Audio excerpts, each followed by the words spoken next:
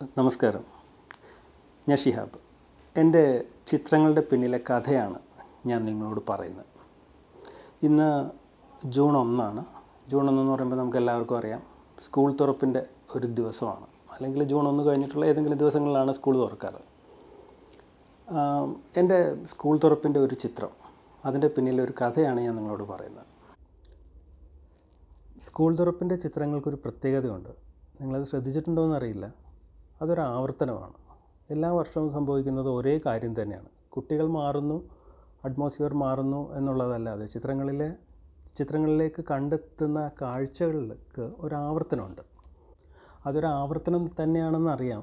എങ്കിലും വർഷത്തിലൊരിക്കൽ മാത്രം സംഭവിക്കുന്ന ഒരു കാര്യമായതുകൊണ്ടും ആ ആവർത്തനങ്ങളിൽ ഒരു വ്യത്യസ്തത വരുത്താൻ, വ്യത്യസ്തത എന്നുള്ള വാക്കിന് തന്നെ അർത്ഥം മാറിക്കൊണ്ടിരിക്കുന്നു. സ്കൂൾ തുറപ്പിൻ്റെ ചിത്രങ്ങളുടെ ഒരു മേന്മയെക്കുറിച്ച് നമുക്ക് മുൻകൂട്ടി പ്രവചിക്കാനോ മുൻകൂട്ടി കാണാനോ ഒന്നും കഴിയില്ല. അത് തികച്ചും ഭാഗ്യം തന്നെയാണ്. നമ്മൾ ചൂസ് ചെയ്യുന്ന സ്ഥലം, നമ്മൾ കണ്ടെത്തുന്ന പെട്ടെന്ന് നമ്മൾ കണ്ടെത്തുന്ന ഒരു കുട്ടി, ആ കുട്ടിയുടെ ഒരു മൊമെൻറ്റ്, ഇതൊക്കെ ക്യാപ്ചർ ചെയ്യുമ്പോഴാണ് അതിനൊരു ക്യൂട്ട്നെസ് വരിക. അപ്പോൾ ഞാൻ കൃത്യമായിട്ട് ഇതാണ് വർഷം എന്ന് ഞാൻ ഓർക്കുന്നില്ല, 2000 കഴിഞ്ഞിട്ടുള്ള 2001 2002 ആയിരിക്കാം. ഞാൻ പറയുന്ന ഈ ചിത്രം എടുക്കുന്നത് ഞാൻ കൊല്ലത്ത് മലയാള മനോരമയിൽ ജോലി ചെയ്യുമ്പോഴാണ്. അന്ന് ഞാൻ വർഷങ്ങളായി അവിടെ മുമ്പ് ചെയ്തിരുന്ന പല സ്കൂളുകളിൽ നിന്നും എല്ലാം മാറി വ്യത്യസ്തമായൊരു കാഴ്ചയ്ക്ക് വേണ്ടി വ്യത്യസ്തമായൊരു സ്ഥലം ചൂസ് ചെയ്യാമെന്ന് തീരുമാനിച്ചു. അതൊരു ഗ്രാമത്തിലുള്ളൊരു കുറച്ച് അകലെയുള്ളൊരു സ്കൂളിലേക്ക് പോകാമെന്നാണ് ഞാൻ തീരുമാനിച്ചത്. രാവിലെ ഞാൻ ഈ സ്കൂളിലേക്ക് പോകുന്ന വഴിക്ക് ഒരു വലിയ വയലുണ്ട്. ആ വയൽ മുഴുവൻ മഴവെള്ളം നിറഞ്ഞു കിടക്കുകയാണ്. അപ്പോൾ ജൂൺ എന്ന് പറഞ്ഞാൽ സ്കൂൾ തുറക്കുന്ന മാസം മാത്രമല്ല, മഴക്കാലം കൂടിയാണ്. അതിൽ മഴക്കെടുതിയുടെ ചിത്രങ്ങൾ എടുക്കേണ്ടത് ആയിട്ട് വരും, കടൽക്ഷോഭത്തിൻ്റെ ചിത്രങ്ങൾ എടുക്കേണ്ടി വരും. അപ്പോൾ ഞാൻ കരുതി ഏതായാലും പോകുന്ന വഴിക്ക് ഒരു വയൽ ഫ്ലഡഡ് ആയിട്ട് കിടക്കുകയാണ്, അതിൻ്റെ ഒരു ചിത്രം എടുക്കാമെന്ന് കരുതിയിട്ട് ഞാൻ ബൈക്ക് നിർത്തി അവിടെ കുറേ നേരം കാത്തു നിന്നു. ഒരു വയലിൽ വെള്ളം കയറി എന്നല്ലാതെ അവിടെ പ്രത്യേകിച്ച് എനിക്കൊന്നും ഷൂട്ട് ചെയ്യാനുണ്ടായിരുന്നില്ല സത്യം പറഞ്ഞാൽ. പക്ഷേ അതുമായിട്ട് അഫക്റ്റ് ചെയ്യുന്ന ആരെങ്കിലും അതിലൂടെ പാസ് ചെയ്യുകയാണെങ്കിൽ അതൊരു നല്ല ചിത്രമായിരിക്കുമെന്ന് കരുതി മാത്രമാണ് ഞാൻ അവിടെ നിന്നത്. പക്ഷേ അതിന് ഒരു സാധ്യതയൊന്നും ഉണ്ടായിരുന്നില്ല. ഒരുപാട് സമയം കാത്തു നിന്നെങ്കിലും അതിലാരും പാസ് ചെയ്തൊന്നുമില്ല. ആ പാടത്ത് വെള്ളം ഏതാണ്ട് നിറഞ്ഞു കിടക്കുമായിരുന്നു.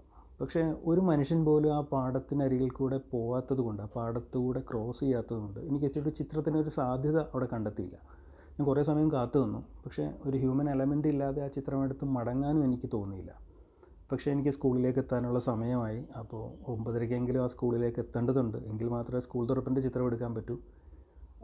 എൻ്റെ മനസ്സോടെ ഞാനൊരു 5 മിനിറ്റ് കൂടെ നിന്നപ്പോഴേക്കും ഒരു കുട്ടിയും ഒരച്ഛനും കൂടെ ആ പാടത്തുകൂടെ മുട്ടറ്റം വെള്ളത്തിൽ അവർ ക്രോസ് ചെയ്യുന്നൊരു ചിത്രം ഞാൻ കണ്ടു. അപ്പോൾ ഒരു മഴച്ചിത്രം എന്നുള്ള നിലയ്ക്ക് ഞാനത് ക്ലിക്ക് ചെയ്തു. ഞാനുടൻ എൻ്റെ ബാഗൊക്കെ ഞാൻ വീണ്ടും പാക്ക് ചെയ്തിട്ട് ഞാൻ ബൈക്കിലേക്ക് കയറുമ്പോഴേക്കും ഇദ്ദേഹം എൻ്റെ മുന്നിൽ കൂടിയാണ് അദ്ദേഹം പോകുന്നത്, റോഡ് സൈഡിൽ കൂടെ. അതിൻ്റെ ഇടയ്ക്ക് അങ്ങനെ മുന്നിലേക്ക് പോകുന്നതുകൊണ്ട് ഞാൻ എന്തോ ഒരു കുശലം ചോദിച്ചു. അദ്ദേഹം അതിനൊരു മറുപടി പറഞ്ഞു. ഞങ്ങൾ പോവുകയാണ് ചെയ്തത്. ഞാൻ വേഗം സ്കൂളിലേക്ക് എത്തി.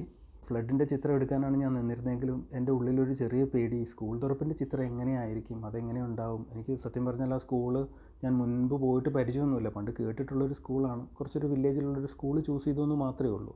ആ സ്കൂൾ എങ്ങനെയായിരിക്കും എന്നൊന്നും എനിക്കറിയില്ലായിരുന്നു. അപ്പോൾ എത്രയും പെട്ടെന്ന് അവിടെ എത്തണം എന്ന് തന്നെയായിരുന്നു ആഗ്രഹം. അങ്ങനെ സ്കൂളിലെത്തി കഴിഞ്ഞപ്പോഴാണ് അതിൻ്റെ ഒരു ഞാൻ മുമ്പ് ഷൂട്ട് ചെയ്ത സ്കൂളുകൾ പോലെയൊന്നും അല്ല. അന്നത്തെ ദിവസത്തെ ഒരു പ്രത്യേകത, അതിനു മുമ്പ് ഞാൻ ഏത് സ്കൂളിലും കണ്ടിട്ടില്ല. അന്നത്തെ ദിവസം 1ാം ക്ലാസ്സിലേക്ക് ചേരുന്ന കുട്ടികൾക്കൊപ്പം അവർക്കൊരു അപരിചിതത്വം ഉണ്ടാകാതിരിക്കാൻ വേണ്ടിയിട്ടായിരിക്കാം അവരുടെ കൂടെ വന്ന രക്ഷാകർത്താക്കൾക്ക് ആ കുട്ടികൾക്കൊപ്പം ക്ലാസ്സിലിരിക്കാം എന്നുള്ള ഒരു സൗകര്യം ഉണ്ടായിരുന്നു. അത് എന്നെ സംബന്ധിച്ചൊരു നല്ല സന്തോഷമുള്ളൊരു വാർത്തയായിരുന്നില്ല. കാരണം ഈ കുട്ടികളുടെ കംഫർട്ട് സോൺ ബ്രേക്ക് ചെയ്യുമ്പോഴാണ്, അല്ലെങ്കിൽ അവർ അത്രയും സമയം പാരൻസിൻ്റെ കൂടെ, അവരുടെ ഓർമ്മ വെച്ച കാലം മുതൽ പാരൻസിൻ്റെ കൂടെ ഉണ്ടായിരുന്നിട്ട് പെട്ടെന്നൊരു സമയത്ത് അവർ മറ്റൊരു അപരിചിതത്വത്തിൻ്റെ ഒരു ക്ലാസ് മുറിയിലേക്ക് വരുമ്പോഴാണ് അവിടെ നിന്നൊരു ചിത്രത്തിന് സാധ്യത ഉണ്ടാകുന്നത്. ഈ സാധ്യത അപ്പാടെ ഈ ഒരു സൗകര്യം മായ്ച്ചു കളഞ്ഞിരുന്നു. കുട്ടികൾ വളരെ കംഫർട്ടബിളായിട്ട് അവർ കൂടെ വന്ന് അവരുടെ വീട്ടിൽ നിന്ന് വന്ന അമ്മയ്ക്കൊപ്പം അവർ ക്ലാസ് റൂമിൽ അവർ സ്പെൻഡ് ചെയ്യുകയാണ്. അവിടെ ടീച്ചറുണ്ട്, അല്ലെങ്കിൽ മറ്റു വേറെ കുറേ കുട്ടികളുണ്ടെന്ന് മാത്രമേ ഉള്ളൂ. അവർ തമ്മിലൊരു ഇൻട്രാക്ട് ചെയ്യാനുള്ള ചാൻസസ് ഒന്നുമില്ല. അവരെല്ലാവരും അവരുടെ ഒരു കംഫർട്ട് സോണിലേക്ക് ഒതുങ്ങിയിരിക്കുകയാണ്. എന്നെ അതിനേക്കാളൊക്കെ പേടിപ്പിച്ചൊരു സംഭവം, ഞാൻ പത്രത്തിൽ നിന്നാണ് വന്നതെന്ന് ഈ സ്കൂളിലെ ടീച്ചേഴ്സും മറ്റുള്ളവരും ഒക്കെ അറിഞ്ഞിട്ട് എന്നെ സഹായിക്കാൻ വേണ്ടിയിട്ടാണ്. അവരുടെ ആത്മാർത്ഥത കൊണ്ട് അവരെന്നെ സഹായിക്കാൻ വേണ്ടിയിട്ട് ഏറ്റവും നല്ല ചിത്രങ്ങൾ കിട്ടാൻ വേണ്ടി അവർ കുട്ടികളെ വളരെ കൃത്യമായിട്ട് ഇരുത്തുകയും അദ്ദേഹം വന്നിട്ടുണ്ട്, നിങ്ങൾ അങ്ങോട്ട് നോക്കൂ, ആ ആംഗിളിനെ നോക്കൂ എന്ന് പറഞ്ഞ് ഈ കാൻഡിഡ് ചിത്രം കിട്ടാൻ 100% ചാൻസ് ഉണ്ടായത് അതും എൻ്റെ കയ്യിൽ നിന്ന് പോവുകയാണ് ചെയ്തത്. അപ്പോൾ എനിക്ക് വല്ലാത്ത വിഷമം വന്നത്, ഇവിടുന്ന് വ്യത്യസ്തമായ ചിത്രം പോയിട്ട് ഒരു സാധാരണ സ്കൂൾ തുറപ്പിൻ്റെ ചിത്രം കിട്ടുന്നത് തന്നെ വളരെ വിഷമമുള്ളൊരു സിറ്റുവേഷനായിട്ട് മാറിയത്. എനിക്ക് സ്വാഭാവികമായിട്ടും ഞാൻ എടുത്ത ചിത്രങ്ങൾ കൊണ്ട് എനിക്ക് തൃപ്തിപ്പെടേണ്ടി വന്നു. ഞാൻ വളരെ വിഷമത്തോടെ ഞാൻ സ്കൂളിൽ നിന്ന് പോന്നു. അത് കഴിഞ്ഞ് എനിക്ക് മറ്റ് ജോലിയുടെ ഭാഗമായിട്ട് ചില ഷൂട്ടുകളുണ്ടായിരുന്നു, ഏതോ പൊളിറ്റിക്കൽ പാർട്ടിയുടെ ഒരു മീറ്റിംഗ് ഉണ്ടായിരുന്നു. അങ്ങനെ ഞാൻ അതിൻ്റെ ജോലികൾക്കൊപ്പം പോകുന്നുണ്ടെങ്കിൽ എനിക്ക് സ്കൂൾ ചിത്രം നല്ലത് കിട്ടിയില്ലല്ലോ എന്നുള്ളൊരു വിഷമം എൻ്റെ ഉള്ളിൽ എങ്ങനെയുണ്ട്. എനിക്ക് ഇനി അതിന് ചാൻസും ഇല്ല, ഇന്നത്തെ ദിവസം അത് കഴിഞ്ഞു, ഇനി അതിനൊരു ചാൻസ് ഇല്ല എന്നുള്ള സത്യം എനിക്കറിയാം. പക്ഷെ അത് എൻ്റെ കുഴപ്പമല്ല, എന്തോ അങ്ങനെ സംഭവിച്ചു എന്ന് പറഞ്ഞ് ഞാൻ എൻ്റെ ജോലികളെല്ലാം കഴിഞ്ഞ് വൈകുന്നേരത്തോടെ ഞാൻ ഓഫീസിൽ തിരിച്ചെത്തി.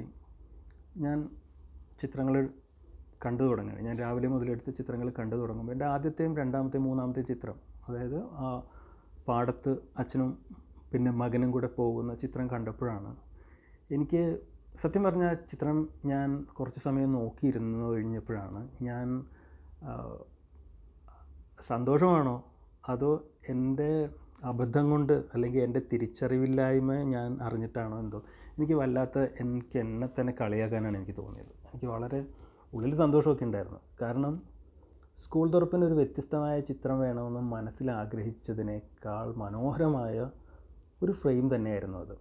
വ്യത്യസ്തമായൊരു സ്കൂൾ ചിത്രം വേണമെന്ന് ഞാൻ ആഗ്രഹിച്ചിട്ട് ഞാൻ മനസ്സിൽ വിചാരിച്ചതിനേക്കാൾ ഭംഗിയായ ഒരു ചിത്രമായിരുന്നു ഞാൻ എടുത്ത ആ വയലിൽ നിന്നെടുത്ത ആദ്യത്തെ 2 ചിത്രങ്ങൾ എന്ന് പറയുന്നത്. ഏറ്റവും മനോഹരമായ സ്കൂൾ തുറപ്പിൻ്റെ വ്യത്യസ്തമായ ഒരു ചിത്രമായിരുന്നു എന്നുള്ളത് ഞാൻ തിരിച്ചറിഞ്ഞില്ല എന്നുള്ളതാണ് സത്യം. മുട്ടിന് താഴെ വെള്ളത്തിൽ ഒരു അച്ഛൻ കുട്ടിയെ തോളിലിട്ടിട്ട് അവർ രണ്ടുപേരും ഈ പാടം ക്രോസ് ചെയ്ത് വരുന്ന ചിത്രം ആണ് ഞാൻ എൻ്റെ സ്ക്രീനിൽ കണ്ടത്. ഞാൻ ആ ചിത്രം എടുക്കുമ്പോൾ അതൊരു മഴച്ചിത്രം അല്ലെങ്കിൽ ഒരു പ്രകൃതി ഒരു വെള്ളക്കെട്ടിൻ്റെ ചിത്രം എടുക്കുന്നു എന്നുള്ളതല്ലാതെ അതൊരു വ്യത്യസ്തമായ സ്കൂൾ ചിത്രമാണെന്ന് എനിക്ക് സത്യം പറഞ്ഞാൽ ആ സമയത്ത് തോന്നിയിരുന്നില്ല. കാരണം എൻ്റെ മൈൻഡ് ഞാൻ ട്യൂൺ ചെയ്ത് വെച്ചിരുന്നത്, ഞാൻ പ്രതീക്ഷിച്ചിരുന്നതും, ഞാൻ എന്തിനാണോ കാത്തു നിന്നത് ആ വെള്ളക്കെട്ടിലൂടെ അല്ലെങ്കിൽ മുങ്ങിയ പാടത്തൂടെ ഒരാൾ വരണമെന്ന് മാത്രമേ ഞാനത് പ്രതീക്ഷിച്ചിരുന്നുള്ളൂ. പക്ഷേ എൻ്റെ ഇത്രയും സമയം ഞാൻ യാത്ര ചെയ്തിട്ട് ഈ ചിത്രം എൻ്റെ ക്യാമറയിലുണ്ടായിരുന്നു അല്ലെങ്കിൽ ഈ ചിത്രം ഞാൻ കണ്ടിരുന്നു എന്ന് തിരിച്ചറിയാതെ പോയത് എൻ്റെ ഇൻവോൾവ്മെൻറ്റിൻ്റെ കുറവ് തന്നെയാണെന്ന് ഞാൻ അന്ന് തിരിച്ചറിഞ്ഞു. ആ ചിത്രം എനിക്കൊരു സ്കൂൾ തുറപ്പിൻ്റെ ചിത്രം മാത്രമായിരുന്നില്ല. ഒരു കുട്ടി അവൻ സ്കൂളിലേക്ക് പോകുമ്പോൾ അറിവിൻ്റെ ആദ്യ പാഠങ്ങൾ പഠിക്കുന്നത് പോലെ തന്നെ എൻ്റെ തെറ്റിൻ്റെ പാഠങ്ങൾ മനസ്സിലാക്കി തന്ന ഒരു ചിത്രം കൂടിയായിരുന്നു അത്. എൻ്റെ ചിത്രങ്ങൾക്ക് പിന്നിലുള്ള കഥകളുമായി നമുക്ക് വീണ്ടും കാണാം. നന്ദി.